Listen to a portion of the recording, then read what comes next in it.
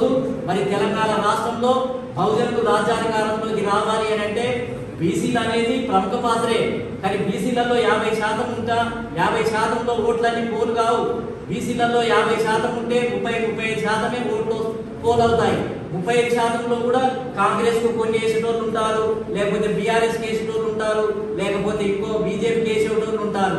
మనకు 20-25% మించి రాదు. ఒకవేళ మనం పెద్ద ఎత్తున మన పార్టీ బలంగా తయారైనా మనకి 20-25% మించి రావు, ఎంత గట్టిగా పనిచేసినా.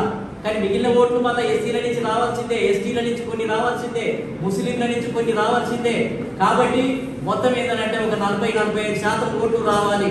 అందుకనే ఎస్సీలతోటి, ఎస్టీలతోటి, ముస్లింలతోటి సోదర భావాన్ని కొనసాగిస్తూనే మనం సొంతగా మన బీసీలకు కుప్పనుకొని మన ఓటు బ్యాంకుగా తయారైతే, మనం బలపడితే మన దగ్గరికి ఎస్సీలు వస్తారు, ఎస్టీలు వస్తారు, ముస్లింలు వస్తారు. కాబట్టి ఏంటిది అని అంటే ముందుగా మన సమాజాన్ని జాగృతం చేసుకోవాలి. మన సమాజం అధికారంలోకి రావాలి అని అంటే బలమైన నాయకత్వం ఉండాలి. ఒక్క నాలుగోని లేకపోతే 10 మంది 12 మంది తోటి అధికారంలోకి వచ్చే పరిస్థితి లేదు.